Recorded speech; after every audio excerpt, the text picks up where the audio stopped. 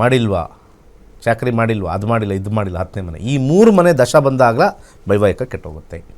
Okay ಗುರುಜಿ, collar ಇದ್ದಾರೆ, ಮಾತಾಡೋಣ. Hello hello, ನಮಸ್ತೆ. ಏನು ಹೆಸರು, ಎಲ್ಲಿಂದ ಕರೆ ಮಾಡ್ತಾ ಇದ್ದೀರಾ? ನಾವು ಬೆಳಗಾವಿಯಿಂದ ಕವರ್ ಮಾಡ್ತಿದ್ದೇವ್ರಿ ಮೇಡಮ್. ನನ್ನ ಮಗಳ ಬಗ್ಗೆ ಕೇಳ್ಬೇಕಾಗಿತ್ತು. ಓಕೆ, ಡೇಟ್ ಆಫ್ ಬರ್ತ್ ಹೇಳಿ. 25/5/2008 ರೀ. ಓಕೆ, ಹುಟ್ಟಿದ ಸಮಯ? ಬೆಳಿಗ್ಗೆ 10:30 ರೀ. ಊರು? ಕರಡಿಗುದ್ದಿ. ಇನ್ನೊಮ್ಮೆ ಹೇಳಿ. ಕರಡಿಗುದ್ದಿ. ಯಾವ ಜಿಲ್ಲೆ ಬರುತ್ತೆ ಹೇಳಮ್ಮ? ಅದೆಲ್ಲ ಬರಲ್ಲ ಇಲ್ಲಿ ಡಿಸ್ಪ್ಲೇಲಿ. ತಾಲೂಕು ಜಿಲ್ಲಾ ಬೆಳಗಾವಿ ರೀ. ಹಾಂ, ಅಷ್ಟು ಹೇಳಿ ಸಾಕು. ಓಕೆ, ಏನು ಪ್ರಶ್ನೆ ಇದೆ ಕೇಳಿ ಮೇಡಮ್, ಮಾತಾಡಿ. ಗುರುಜಿ ಇದ್ದಾರೆ. Second PU ಮುಗಿತ್ರಿ. ಸಂಸ್ಕೃತದಾಗ ಓದಿದಾಳ್ರಿ ಬೆಂಗಳೂರಾಗ್ರಿ. ಏನು ಸಂಸ್ಕೃತ ಅಂತೇಳಿ ಒಂದು ಸಬ್ಜೆಕ್ಟ್ ಒಂದು ಓದಿದಾಳ್ರಿ. ಹಾಂ ಹಾ ರೀ, ಅದ ಈಗ ಸೆಕೆಂಡ್ PU ಮುಗಿತಾಕಿದ್ ಮುಂದ ಹಚ್ಚೋದ್ರ ಮತ್ ಮುಂದೆ ಹೈಯರ್ ಎಜುಕೇಶನ್ ಮಾಡ್ಸೋದ್ರ ಏನ್ ಮದ್ವಿ ಮಾಡಿದ್ರ?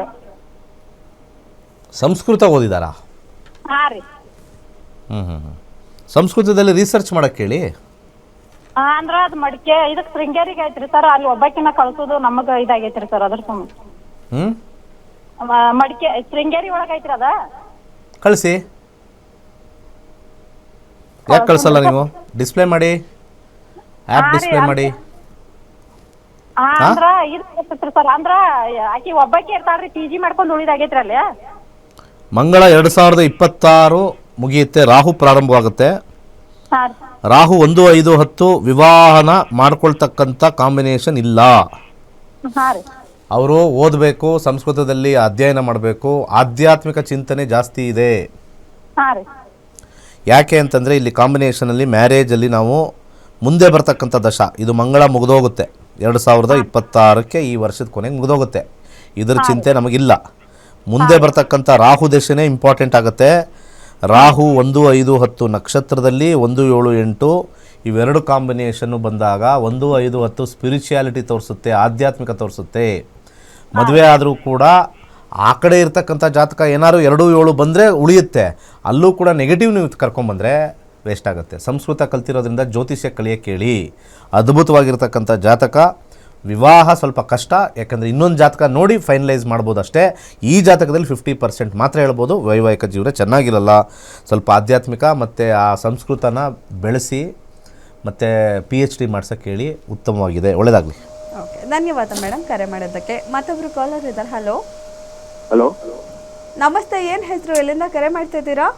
ಮೇಡಮ್ ನಮಸ್ತೆ, ಮೈಸೂರಿಂದ ಕರೆ ಮಾಡ್ತಿರೋದು. ಓಕೆ, ಯಾರ ಬಗ್ಗೆ ಕೇಳಬೇಕು? ಡೇಟ್ ಆಫ್ ಬರ್ತ್ ಹೇಳಿ. ನನ್ನ ಹೆಂಡತಿ ಬಗ್ಗೆ ಕೇಳಬೇಕು. ನಂದಿನಿ ಅಂತ ಹೆಸರು. ಓಕೆ, ಡೇಟ್ ಆಫ್ ಬರ್ತ್ ಜನವರಿ 30, 1992. ಹಾಂ, ಟೈಮು? ಹುಟ್ಟಿದ ಟೈಮು 1:05 AM ಮೇಡಮ್, AM.